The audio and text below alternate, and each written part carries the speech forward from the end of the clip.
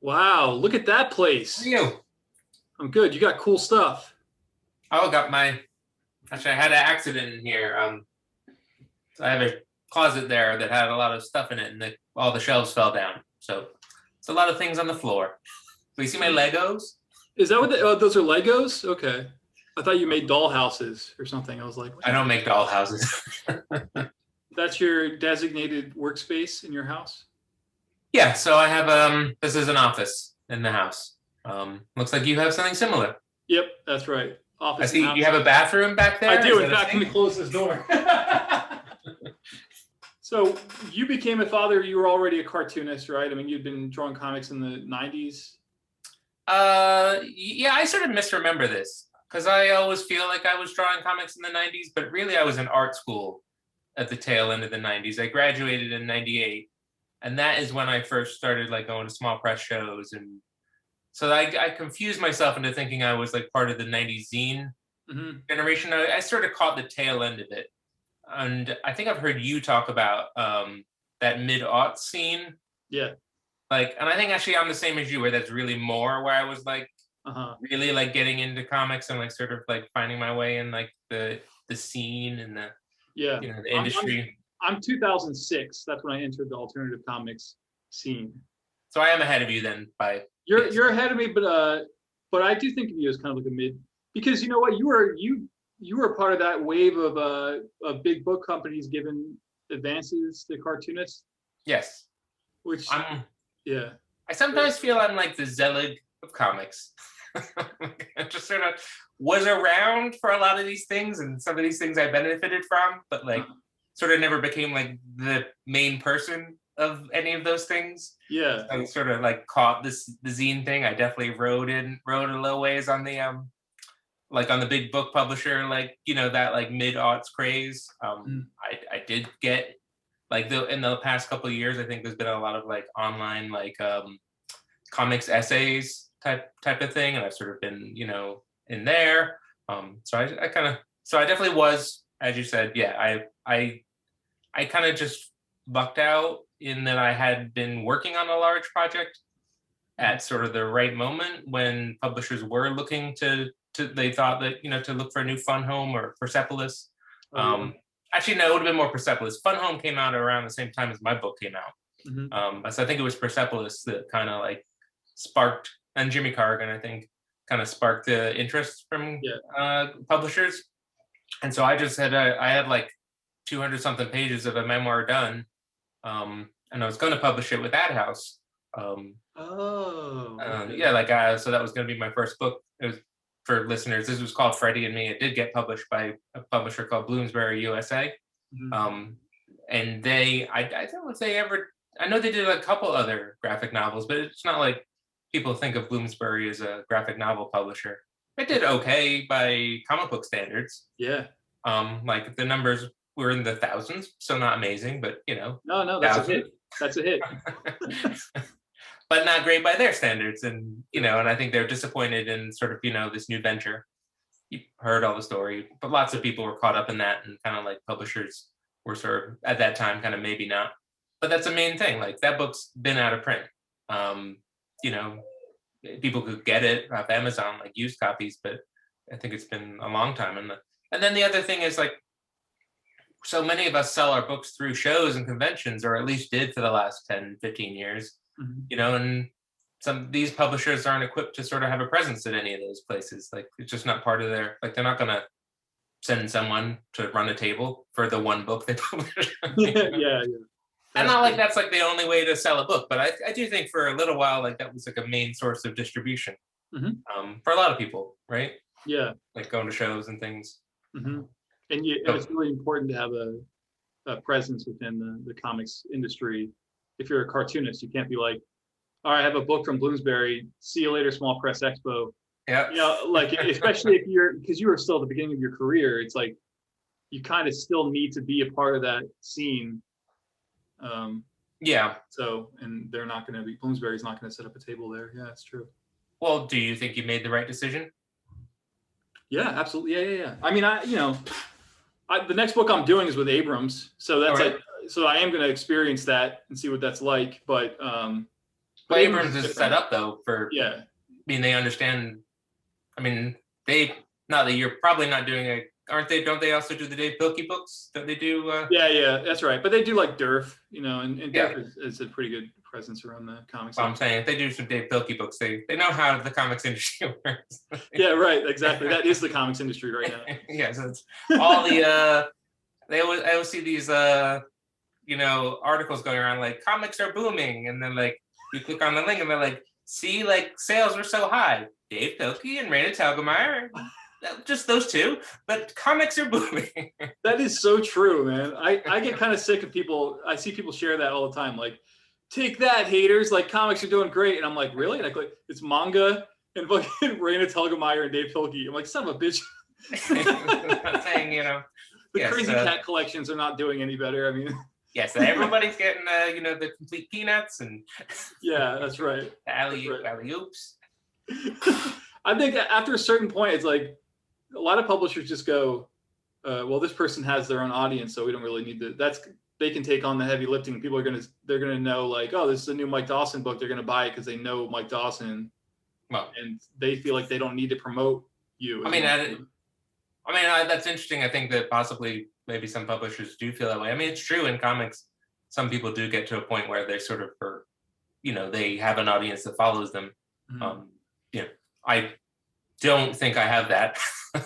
No, that's interesting. I think that, not to put myself down, I think in the last year or so, I've been like making a real effort to like create like an online presence through Instagram. Yeah. Like making like diary strips, you know, a few times a week, and which I find really rewarding, like creatively, but also has the benefit of like, you know, a lot more people follow me now on that account. And that's like the first time in my life where I'm like, okay, that's actually like a good group of people who I think will be interested in my new book. But up until now, I'm not sure I ever had like, you know, many buyers, like who are like, I had an essay about it a couple years ago. I don't know if you remember.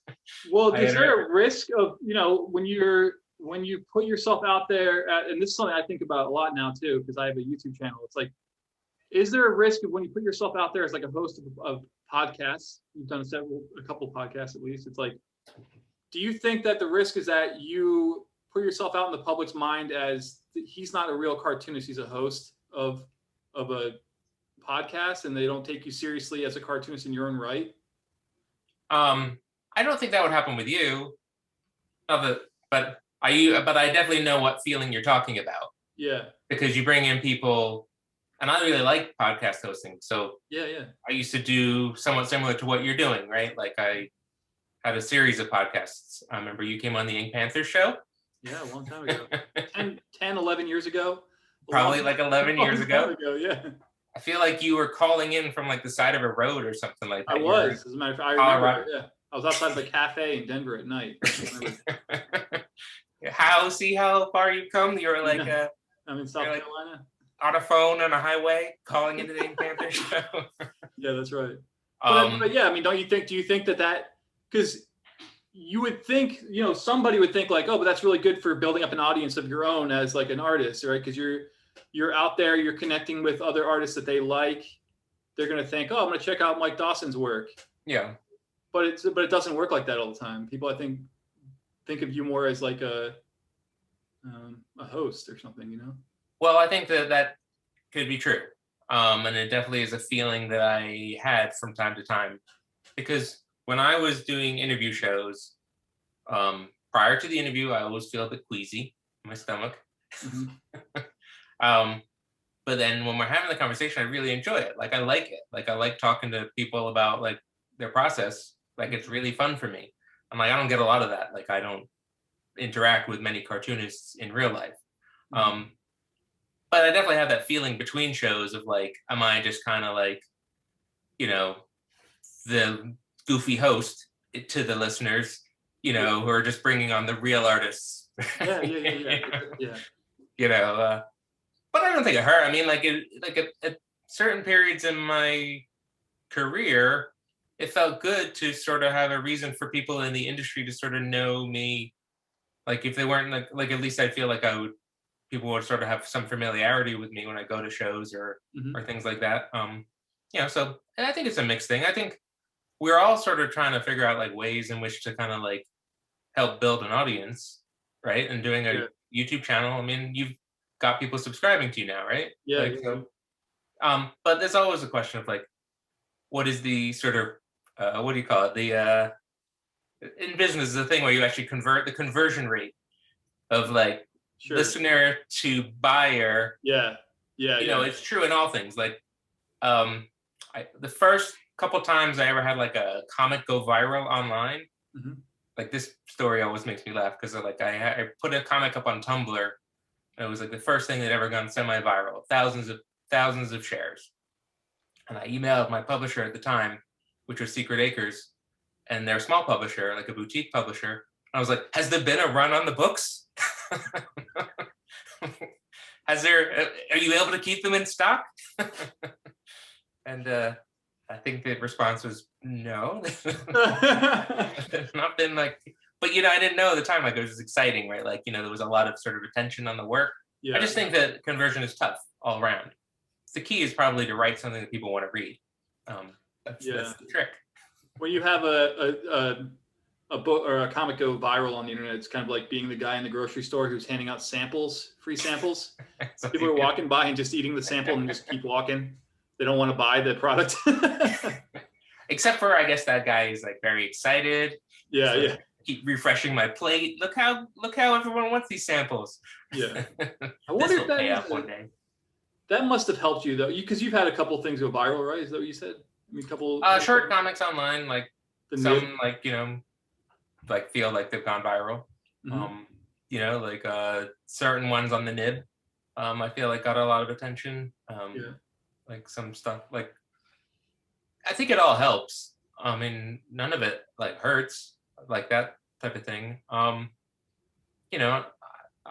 think a little bit about so the current book that I'm gonna have come out in May.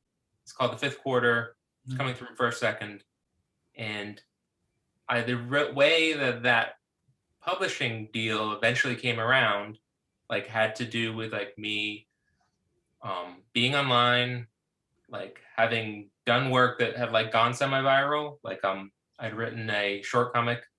It's called Rules for Dating My Daughter, and that had gotten published on Slate. And so I knew the editor from Slate, and we follow each other. Like, that's how I got him from doing that work. I'd done that work. It had gone up there. Years later, I just tweeted something about basketball, my daughter playing basketball, and that editor had DM'd me, and he's like, would you like to turn this into like another little comic essay? So I did. And that went up on Slate as well. Sorry, this story's a little too long. No, I'm interested in it. So that went on Slate. A comic was called My Daughter the Jock, and it was about how I was a nerd growing up, like, in the 80s, and I have a daughter who's into sports, and like sort of like how different that is for me and how I love sports now. So that got published on Slate, and then from there, another editor had seen that, and they suggested to me to maybe like try to turn that into a graphic novel concept, which was something I never would have thought of on my own. Like, because coming up with ideas is actually the hardest thing for me. But like, it was a great idea because like, it was something I loved writing about. And so I turned that into a pitch, and then I was able to get a deal with First Second. And, so the point of that was that like all that stuff from like years in the past of like different types of things that like, a viral comic from like 5-6 years ago, like feels like, oh, didn't sell any copies of my book. But like, it all builds. Yeah. I feel like, it built into things, Yeah. Like there's I like that comedian Dana Gould. And he said one time on his podcast that stuff leads to stuff. So like, as long as you just keep putting out stuff, good things will come from that, Like with Troop 142, I had it in my head that I would just draw much quicker and cleaner, and then every couple pages, like remind everyone that I could do like a good drawing, like just like do like a very good background or like a great establishing thing, like the real cross hatching. But like I did that book much faster, Yeah. Because I had a child then. And that was a web comic, wasn't it? That was a web comic. What was happening was Freddy Me. When you get the big deal, your first thing, you sort of like, this is me, I'm set. I'll just keep doing these for life. Yeah. And it didn't work out, like in terms of like Bloomsberry wanting to publish a second one.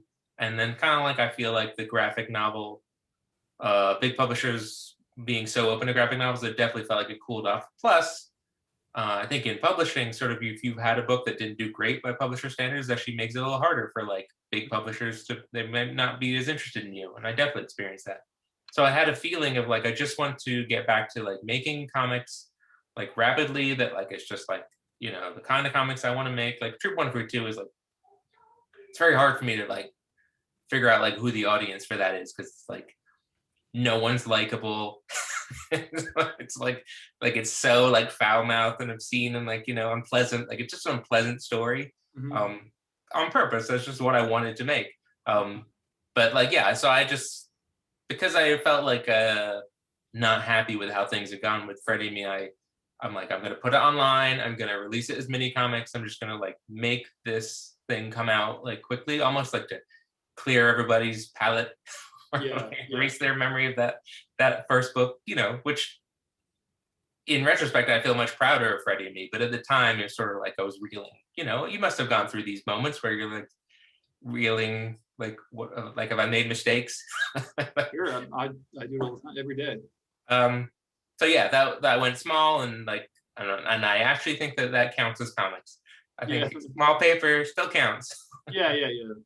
Well, so was there a conversation that Bloomsberry had with you where they're like, we're not going to work with you anymore because this book didn't reach the number? Because just so anybody watching this knows, big book publishers took chances on graphic novels because they thought that was going to be the new trend that was going to like save the literary world. But they didn't realize that what sells really well in the graphic novel world is like an enormous flop in the like literary world. They found that out very quickly, I think. But did they have a conversation with you after Freddy and Me came out when they're like, no? And this is like just the one other thing about like kind of what's different, can be different with certain larger publishers than like a smaller like boutique ones, is that whoever it was that brought my project on, I don't even remember their name, like they left the company like prior to my book even coming out. So I don't think I ever met them. Like we had a couple of emails, but they left and I sort of got moved to another editor and it was all fine. But it just sort of like, there was no like real like connection there. And it was more at that time, like I had a book agent and he tried to pitch a couple like of my follow-up ideas. But I never like had any contact with like Bloomsberry where they like sit me down kind of thing. Was there a time when your agent said, all right, hey, listen, I got better things to do than I think it just sort of got that way because he didn't.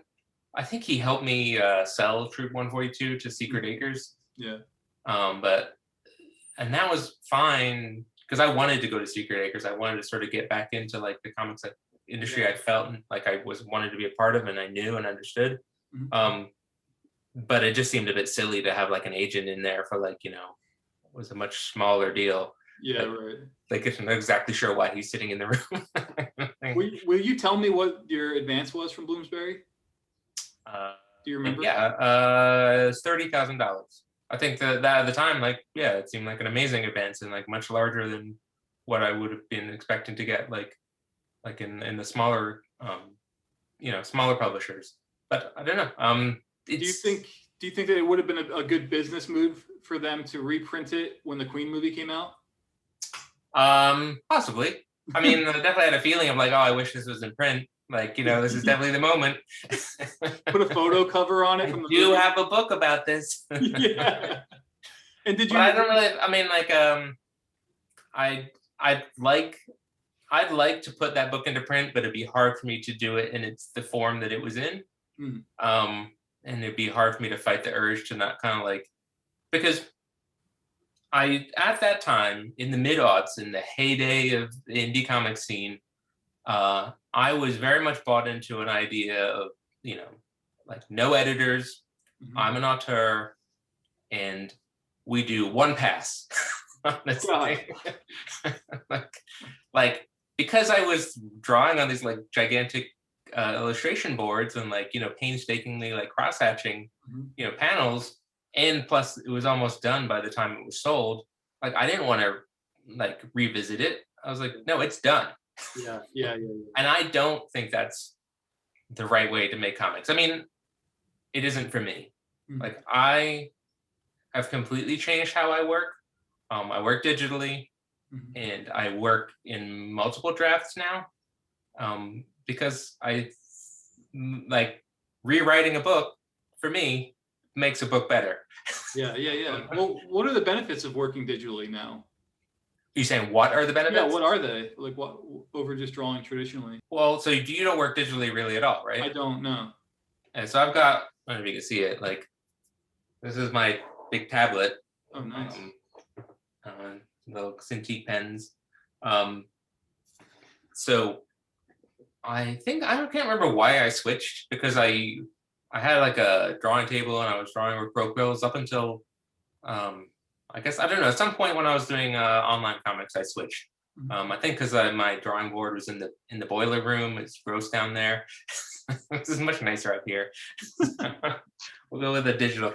I can't remember why I switched, but it actually transformed the way that I write a comic, because I never been able to like write a script.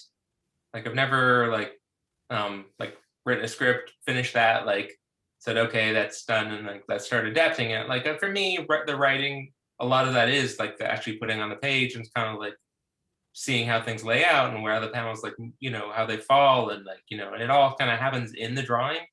So I kind of have to do both simultaneously.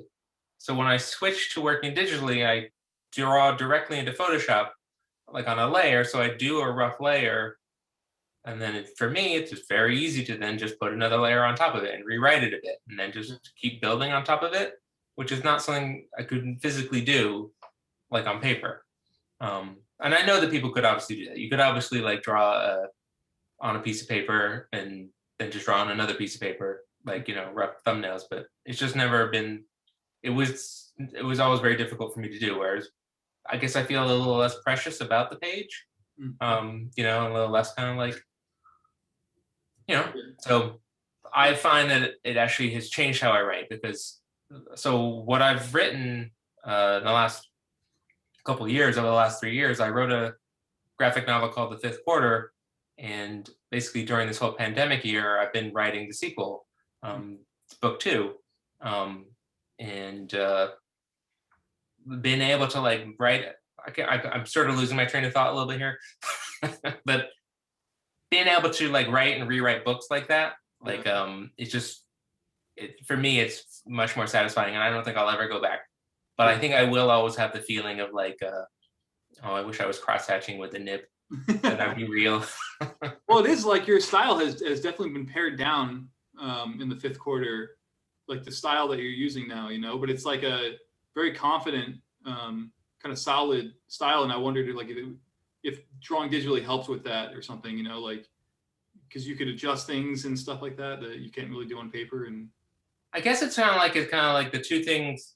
Like drawing digitally maybe enables me to draw in a more like clean, like than I would have, because I was very partial to like the Hunt 101 nibs, like these very thin nibs. And I never like was able to like work like with a tool that I quite liked the same way. Hard to draw as loose and as expressive, and especially since this book, it's about basketball and like to like capture action. Like I think I'm having a much easier time with the pens that I'm using digitally, but also kind of forced me to clear things up a bit, because I'm actually like I don't think I get the same quality of like cross-hatching with the digital pen. It probably exists, but I've not been able to like figure it out. There was definitely a transition period when I was like moving from paper to digital, where I was actually feeling like I'd lost too much. I'm like was like I'd given up too much in terms of what made me happy. But now I love drawing on this Cintiq now. So and this is a is colorful book too, so it's just easier to do that stuff. was it like when they were like, hey, you should do a whole book based off of this story? What was the idea to always for it to be a YA book? Like I mean, I guess it fits best in that series, or in that genre.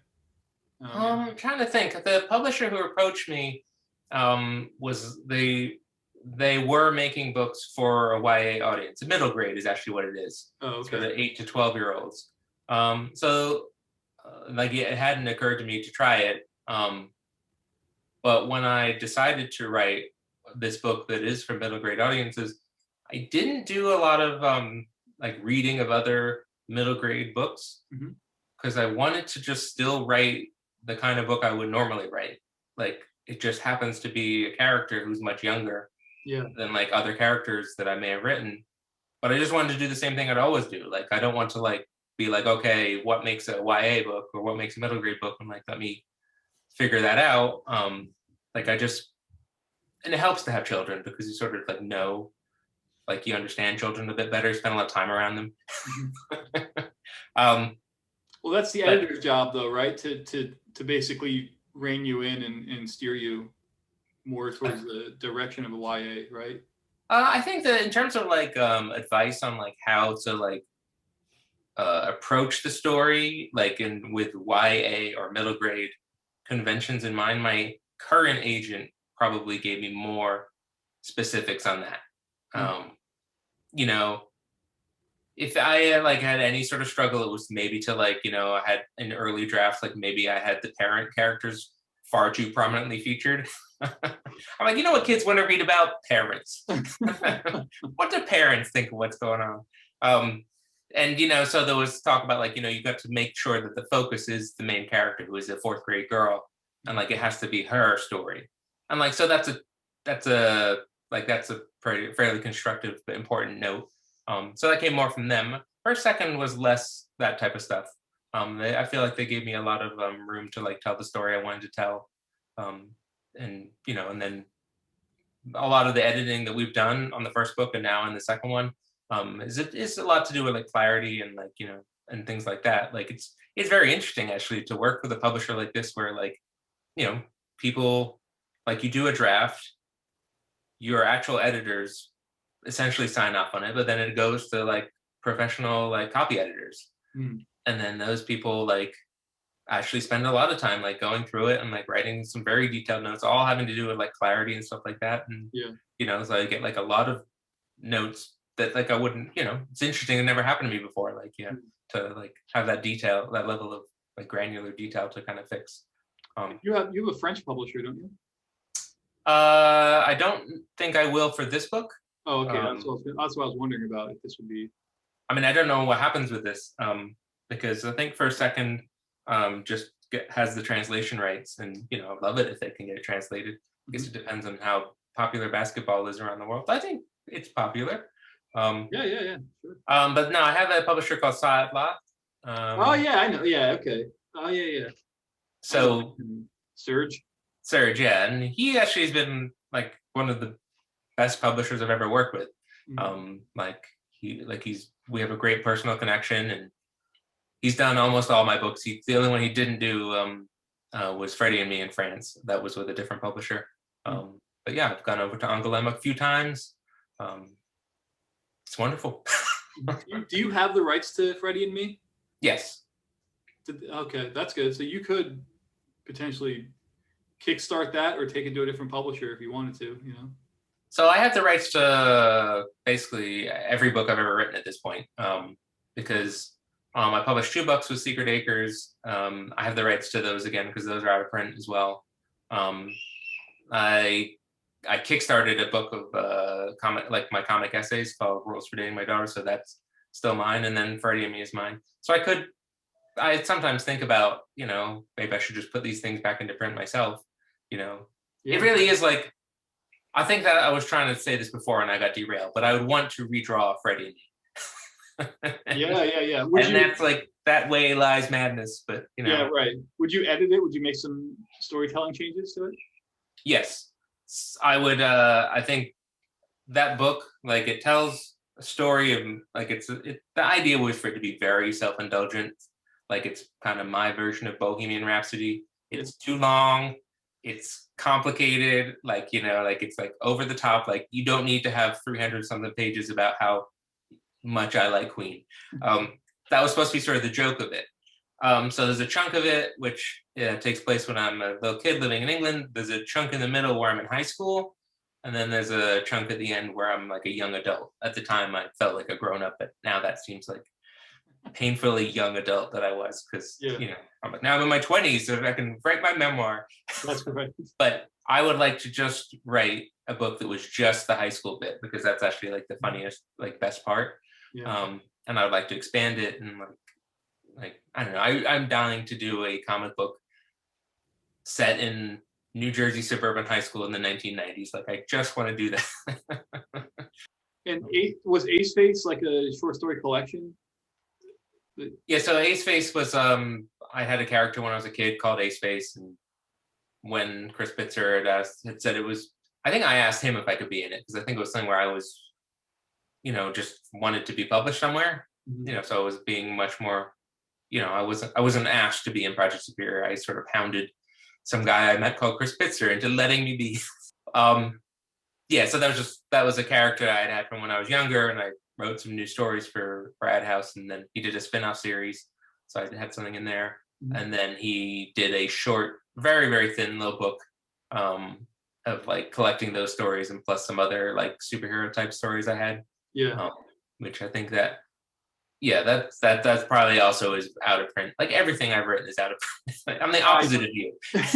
Well, I hounded Chris Pitzer too. He did a book of mine called Youth is Wasted. That was like a collection of stuff from Blammo, like the earlier Blammos. And it was like the same. I just would like email him, and because I just thought Ad House was so cool. That's an interesting question though. Like how do you make time for that? Like if you have to be a dad and a husband and stuff, how do you be like, hey, honey, I'm going to go work on this comic for a while that needs to be done, and it's going to give me $20 a page? Like, how do you rationalize that? I mean, so the books that I've just written, like I was working a day job up until these first second books, and not like it was like quit your job forever money, but it was enough that like, okay, I can full-time cartoon. And I'm also still taking care of the kids. And plus this past year has been a lot of taking care of the kids. So I'm like, I'm probably drawing maybe 20 hours a week, which is actually quite good. And I'm not doing it in at night, which I don't know if I could physically do that the same way anymore. So like, I'm getting work done. My kids are old enough now where they go to school, except during pandemics. So there's time when they're out of the house, but they don't always need me to be like watching them when they're not, when they're not in school. When they're younger, it is harder. I mean, my only advice to like cartoonists who are about to become parents, because I actually do think this. I think that when you're a new first-time parent, I think you perhaps pay slightly more attention to the kid than you actually have to. That like children don't need you to be like on them all the time. It's actually okay if like you just sit at your drawing board and the kid is in, in their little play area, and like just like I think in the long run, it's my own theory. And the other reason I think this is because I have a second child who got a lot less attention. It still seems fine.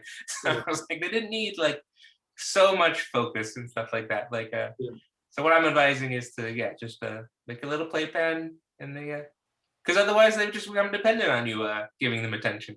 Yeah, that's right. Well, did you ever draw with like the baby like on your like in a strap or something like that? No, I know. I mean, I know of cartoonists who've done that. Like I feel like because there was a group of cartoonists who I feel like had children around the same time as me, so I sort of was aware of like how they were cartooning. I feel like I've heard Lauren Weinstein talk about maybe I'm wrong, but I feel like possibly like something like that, like just drawing with the baby there. I don't know. I think you absolutely could do that. A couple of things that you did that were never collected that I've never even seen was you had a comic series called Gabba Rule. Oh yeah, that was never collected, right? So that was when I was in like the very early aughts, like 2001 to 2003. I was self-publishing this comic series called Gabba Rule with a guy who was a friend of mine at the time. And we co-wrote it and I drew it. And then we did about 6 issues and then we had a big stupid falling out that like over like ending the series. And like, and it like, it's embarrassing to even to like admit, like, you know, I had an argument with somebody over like, you know, this self-published comic, you know, and like, you know, arguing over like percentages of who would get what, like, you know, when the movie gets made, kind of thing. Like, it feels really dumb. This is a sort of like ethical question. I feel like in that situation, if I wanted to, I could reprint that stuff. I've just never actually felt like compelled to do it. But I don't know, then that would probably like cause all sorts of ugliness and whatever. But is it good? I think that it is actually funny and it is of its time. It's the kind of thing like where the other reason I don't think I ever want to bring it back into print is because I don't think it feels very sort of like you know, like frat pack of the early aughts, like Owen Wilson, like gross out comedy, American Pie type thing. Where it's like, I don't know. Like it's sexist, it's vulgar, it's you know, it's borderline racist in places. Like, you know, it's stuff that like, you know, when you're in your whatever mid-20s and you think you're some like edgy cartoonist, like I feel a lot of that material, like it doesn't hold up well. Not just stuff I made, but like stuff of that period that we all think back on fondly. It's like, you know, like I'm not gonna go out of my way to bring this back. What about your the comic strip that you did in college? I was thinking about that recently. That I had drawn a daily comic strip, and you used to do daily strips too, right? I did a weekly strip. I did a daily strip for almost 5 years, and my whole concept with it was, so it's going to be in a student newspaper. And so student newspapers are always like gross out, like obnoxious, like, you know, vulgar jokes. And I'm like, I'm going to try to do like a high and lowest type of thing. Like, like real jokes, somewhat like, you know, like family friendly, like nothing vulgar. Like, you know, I'm just going to like, that's just the way I'm going to try to approach this. So I think that like for where I was in my abilities, it's fine. Like like that actually, like nothing about that is like embarrassing. It's just like just not that good. Like what's your draw that well. Style? What's that? What's your drawing style like on that comic? Is it different? I was working with microns and it's just sloppy. Like, you know, I was doing it daily. Like, sounds good to say I was doing a daily strip, but like, you know, it was very sloppy. Like I draw sloppy now in my daily comic strips, but like I feel like I've just, you know, I've got 20, 30 years more experience. So like it looks better even though it's fast. Like it just doesn't look like when you probably similarly, like it was just great to put out a lot of work on a deadline and like it just sort of helped. And like, you were thinking better is gonna call me up and then I'm gonna be in the newspapers all over the world. And well, that was my plan upon graduation from art school, was sending it out to syndicates, and I've never really saved all my rejection letters, but I think I have a couple from like, you know, Universal Features and stuff like that. You know? I do too. I have them all. I did a whole packet of daily comic strips and Sundays when I was 22. Okay. And sent them out to every syndicate and got back the rejection form letter from like every single syndicate. And I still have them all. Yeah. I'll show them all one day box. Yeah. Let's talk about Troop 142, which won an Ignatz Award, right? It did, yeah. I got a Ignatz for best online comic for that. Was that the first Ignatz you ever won? I've only won the one Ignatz. I think I've got like maybe possibly like the second or third most Ignatz nominations. Oh, okay. Or at least a couple of years ago I did. Like I had, because for Troop 142 1 year in 2010, I got like 6 nominations in all these different categories for like Troop 142. Because I think the different jurors selected it for different reasons. But yeah, I won best online comic for that. Which was great. What book were you nominated for an Eisner for? Which one was that? I was up for 2 Eisners, and those were short online comics. like work I'd done at the Nib. Mhm. So I was up for I saw you out of the San That's Diego right. Yeah. that last time. Yeah, that was the second Eisner I was up for. Was a comic I'd done on the Nib about climate change and World War II, and that was actually, that one was amazing because it was best comic, the category, and like for some reason the year before it'd been best online comic, and for some reason when there's no specification, where it's just, even though it's online, it's still the best comic, feels Yeah. feels good. But then you lose to Penny Arcade. It's always Did like it's always like they get like an indie person and you go like, am I just to fill out the rest of the slot? Do they already know who did? It's always like that. It's like St. Cole is nominated for an Eisner. Oh my God, oh, am I gonna win it? Yeah. Batman. Yeah. Dark Justice or something like that. I was just excited to go. I mean, were you up? There was a spotlight on you that year at San Diego. I was nominated. I've been nominated for a few Eisner Awards, but like I said, it's always against. It's like me versus like whatever the newest Tom King Mr. Miracle or whatever. Yeah. It's like always something like that. And I've lost every time. I don't have any hopes of ever breaking through for that kind of thing, But it's nice because at least you can say Eisner nominated, and that's just as good. Oh, sure. I did that on my like when I did the pitch for the fifth quarter, Eisner nominated. Yeah. No, I mean, that's, nobody cares, It's like, even the Ignatz Award, it's like, I wanted one so bad, and then when I finally got one, I was like, well, that's done. It didn't fill the hole inside. Yeah, it didn't. Yeah, exactly. I'm still hungry. I thought that would fill it. Oh, thought this brick would do it. But writing the essay about 142, did that help? Did that actually help the sales of the book?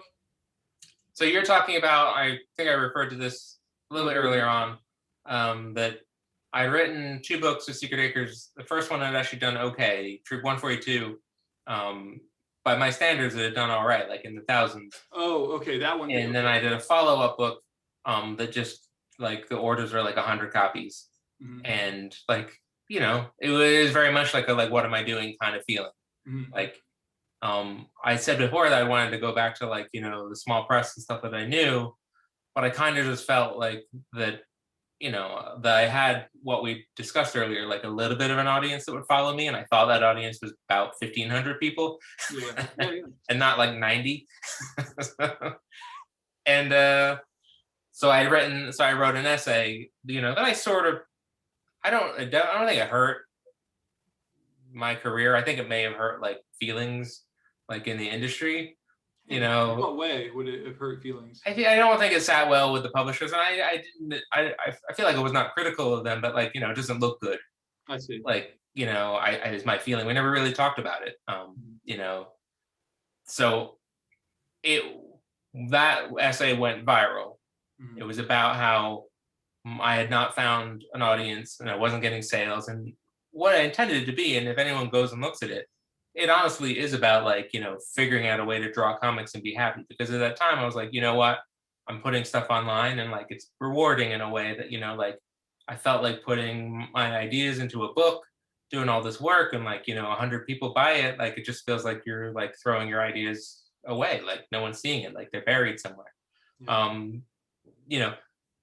I think that essay, if I had written it today, wouldn't go viral at all, because I think we're all much more comfortable talking about numbers now. Mm-hmm. Not because of me, but I just was, before people were comfortable about that stuff. Like I've seen stuff online very recently, like publishing paid me, and people just being like, authors being very honest with like their sales numbers, their advance numbers, because I think there's much more of a drive of like, let's try to figure out how to make this a career for people that like isn't like asking people to like give up all comforts in life to like scrape out barely a living, all the stuff we're talking about, property taxes and babies and stuff like that. I think there's been a shift. And I don't know if you agree with me, but I think it's been in comics where like, there still isn't money in comics, but at least we're all sort of like aware of it as like something like worth discussing. And like, it's actually a good thing to be open about. Yeah. So I think in the long run, it was fine, mm-hmm. Except for like, I don't like making enemies with my publisher. That makes me feel bad. But do you think that okay, so your comics going viral didn't help sales, but does like an essay about your comics going viral? Does that help sales? Well, so I mean, like those books, I mean, they went out of print. Like Secret Acres is actually probably one of the best publishers I ever worked with in terms of like being on top of their numbers and paying their cartoonists royalties on time, like actually sending out statements quarterly, like, like very, very buttoned up. But like the sales just weren't really there. The books went out of print. And I'm actually like, I'm okay with that. Like, cause I move forward. I get to feel like a new cartoonist all the time with no books in print. Yeah, exactly. Yeah, no, I think that's something that's really important for people to know. It's like, you get in, people are lured into being cartoonists because there's like this like fake thing about how this is like a career and it's like a little Hollywood to a lot of people in their heads or something, So we talked at the beginning a little bit about my spouse. Mm-hmm. And I actually think it's important to be honest about that. Like, I'm making money off comics. Like, I actually did I got a pretty good advance from First Second. Yeah. So I'm making money, and I was making money publishing online. But like, I couldn't live at these property taxes, like on what I'm making. I just couldn't. Like, it wouldn't. And I knew cartoonists who wouldn't be that honest, like back like 10, 15 years ago, like indie comics cartoonists who seemed to be like doing this as their job. And they'd be like, oh yeah, just some foreign translations, if anyone ever asks them about it. It's like, bullshit. Yeah. I know. That's not what's happening here. Yeah. And I think it's okay. I think it's actually good to be honest about that, because like, I think, I hope that, I'm going to write a book eventually that, sells a good amount of copies. Like, I keep trying. Like, I don't think I'm compromising anything. Like, I'm writing the kind of books that I want to write. So I hope that happens, but I don't want to make it seem like, oh, I've somehow, got it made as a cartoonist, like in terms of the money. It's never, it's always hard for everybody. Yeah. It's a terrifying way to live. It keeps you up at night.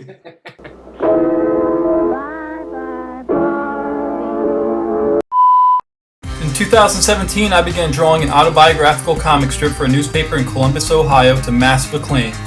Now, the good folks at Fantagraphics Books have collected those incredible comics inside one perfect little book. Please Don't Step on My Jinko Jeans is sure to be your favorite book of the current hellscape of 2020. This collection will never be reprinted again, and the print run is low. Hit that link in this video's description and get your copy now. Thanks a lot.